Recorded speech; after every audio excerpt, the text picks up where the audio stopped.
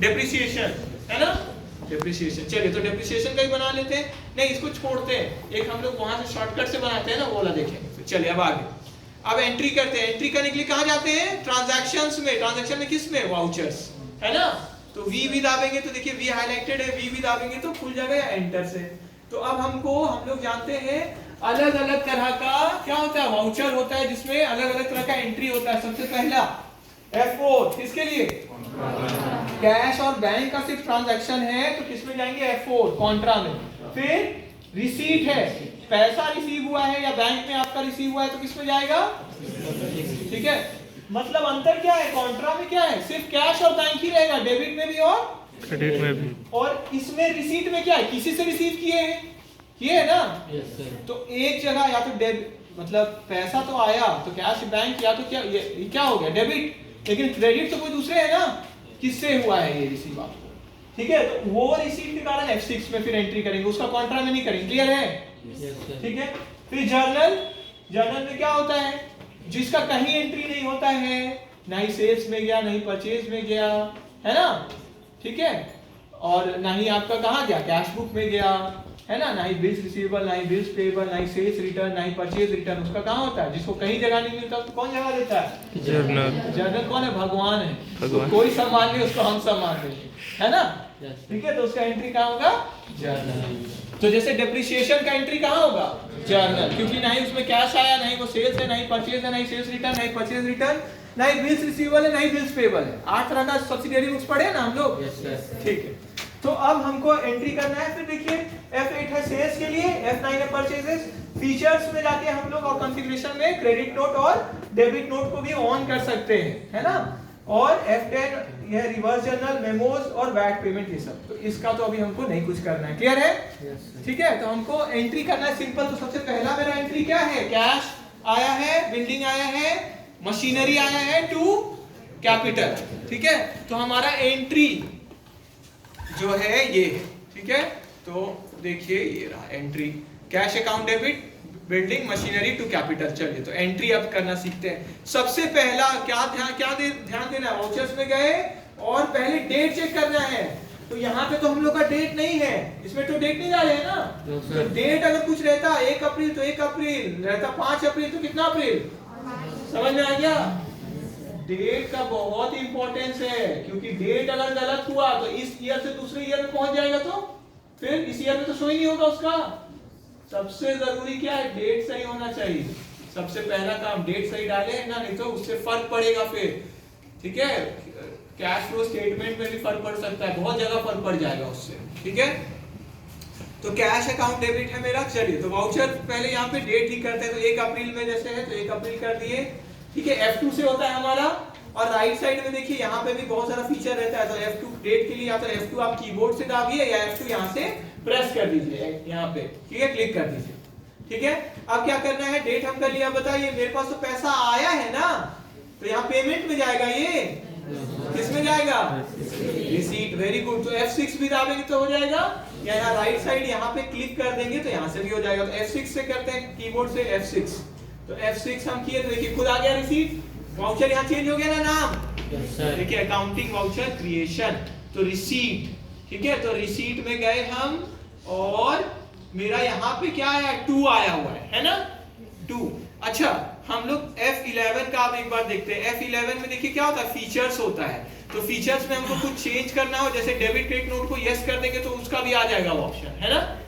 ठीक है, कुछ हमको इनकम एक्सपेंस चाहिए, जैसे एनपीओ का बात नहीं, एनपीओ का अगर एंट्री हम कर रहे हैं, एनपीओ नॉन प्रॉफिट ऑर्गेनाइजेशन का, तो यहाँ पे क्या कर देंगे? यस, है ना। मल्टी करेंसी है तो yes, bill maintain bill wise करना है तो यस। तो ये सब क्या है? पेरोल सैलरी से रिलेटेड है तो यस, चेक प्रिंटिंग, ये सब। तो जो भी आपको चेंज करना है, तो जैसे F11 में फीचर्स रहता है, किसके अंदर कर रहे हैं? ये 3 इसमें हेड रहता है, अकाउंट्स, इन्वेंट्री और स्टैट्यूटरी। तो अभी हम लोग काम कर रहे हैं किसका? अकाउंट्स का। अकाउंट्स का देखिए, इन्वेंट्री को तो अभी डिसअलाउ किया हो इसलिए यहाँ पे नहीं दिख रहा है। ऑन रहता तो ये भी दिखता, हाईलाइटेड रहता, है ना। और लास्ट क्या है? F3 statutory. क्लियर सबको? तो इसमें जो कुछ चेंज अगर करना है, एनपीओ का, जैसे आप लोग एनपीओ ही पढ़ रहे हैं ना, क्लब का अगर एंट्री करना है, स्कूल का करना है, कॉलेज का करना है, तो यहाँ पे क्या करना पड़ेगा हमको? यस। समझ गए? लेकिन अभी तो हमको सिंपल एंट्रीज कर रहे हैं, प्रॉफिट लॉस वाला ही चाहिए, तो यहाँ नो ही रहने देते हैं।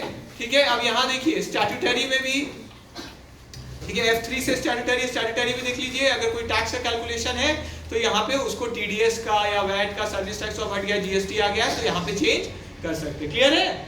ठीक है, और तो ये हो गया। अब पीछे चलते हैं। अब F12 का यूज देखिए। F12 किसके लिए होता है? कॉन्फ़िगरेशन। F11 किसके लिए था? फीचर्स। F12 किसके लिए? कॉन्फ़िगरेशन। आपका 1 मार्क्स के लिए आ सकता है ये, ठीक है। स्किप डेट, क्या स्किप करना चाहते हैं डेट आप? तो अगर यस कर दिए तो डेट आपसे पूछेगा ही नहीं। अगर हमको एक ही डेट पे सब काम करना है तो बेटर क्या है, यहाँ पे यस करके काम करेंगे कि डेट हम नहीं डालेंगे, बार बार वही रहे डेट। क्लियर है? लेकिन हमको अगर देखना है अच्छा से एंट्री, बेटर क्या होता है, हमेशा चेक कर लेते हैं, है ना। तो नो कर सकते हैं। तो यहाँ यस क्या मतलब क्या हो गया, देखिए फास्टर एंट्री लिखा भी हुआ है। यस कर देंगे तो आपको डेट नहीं पूछेगी। क्लियर है? तो हमको क्या करना चाहिए, नो करके काम करने से ज्यादा बेटर है, ताकि हम जो एक पर्टिकुलर डेट है उसको फिर हम चेंज कर दें, है ना, है ना। इसके बाद सिंगल एंट्री मोड चाहिए क्या आपको?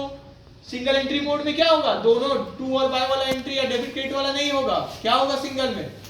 बस एक ही चीज, किसके कारण हुआ है, जैसे कैश में सब रिसीव हो रहा है तो किसके कारण रिसीव हो रहा है, किसके कारण, सेल से रिसीव हुआ या इससे रिसीव हुआ, उससे रिसीव हुआ। क्लियर हो गया? अलग अलग नाम। तो बेटर क्या होता है, हम लोग हमेशा किस पे काम करें, डबल एंट्री में, क्योंकि उसमें पता रहेगा ना डेबिट क्या हो रहा है, क्रेडिट क्या हो रहा है, हाथ में दिखेगा ना आपको सामने सामने, है ना। डबल एंट्री बेस्ट सिस्टम होता है ना काम करने के लिए। Yes sir. क्योंकि उसमें सब चीज साथ में पता चलता है, ठीक है, बेटर है वो काम करने के लिए। तो सिंगल एंट्री नहीं करना है। क्लियर हो गया? ठीक है। रिसीट को एज कॉन्ट्रा यूज करना चाहते हैं कि अगर आप रिसीट में भी आप क्या कर सकते हैं, कैश और बैंक वाला फिर एंट्री आप कर सकेंगे, उसका वही मतलब लग रहा है, क्योंकि रिसीट में भी आप कौन सा एंट्री कर पाएंगे, कैश और बैंक वाला फिर, है ना। तो ये फीचर को नो ही रहने देते हैं, क्योंकि हम लोग कॉन्ट्रा वाला कॉन्ट्रा में करते हैं, है ना। क्लियर है? लेकिन ये ऑप्शन देता है टैली, तो इसी तरह अलग अलग ऑप्शन देता है, आप चेंज कर सकते हैं अपने हिसाब से। ठीक है, तो F11 किसके लिए बोलिए, फीचर्स के लिए। F12 किसके लिए, कॉन्फ़िगरेशन के लिए। तो यहाँ रिसीट में, इसलिए रिसीट का पूछ रहा है, किसी और में होते तो उसका नाम लगा देते, contra, payment, sales, purchase. Clear हो गया? क्लियर है? ठीक। देखिए, तो अब एक बार ऐसे पीछे जाके इसको हम वाउचर एक बार चेंज करते हैं। F4 करके कॉन्ट्रा में आ गया और F12 अब डालते हैं। देखिए दिख रहा है ना, कॉन्ट्रा आ गया ना, इसी के जगह कॉन्ट्रा, समझ गए। तो जैसा वाउचर है उसका कॉन्फ़िगरेशन पूछा जा रहा है। क्लियर हो गया? मतलब सेटिंग पूछा जा रहा है, किस तरह का आपको सेटिंग चाहिए। ठीक है, अब आगे देखिए, यहाँ पे शो लेजर करंट बैलेंस, इसको नो नहीं करना चाहिए। क्यों? क्योंकि आपको दिखेगा ना बैलेंस कितना चल रहा है अभी, है ना। ठीक है, चल, तो अपने हिसाब से हम कर सकते हैं। तो अभी रिसीट का एंट्री करना है हमको। तो रिसीट का एंट्री में क्या है, एंट्री बोलिए, किससे किससे, यहाँ टू पूछ रहा है। टू मतलब क्या हुआ, आपका क्रेडिट वाला पूछ रहा है ना पहले। तो क्रेडिट में हम लोग क्या डालेंगे, किससे किससे रिसीव हो रहा है, कैश।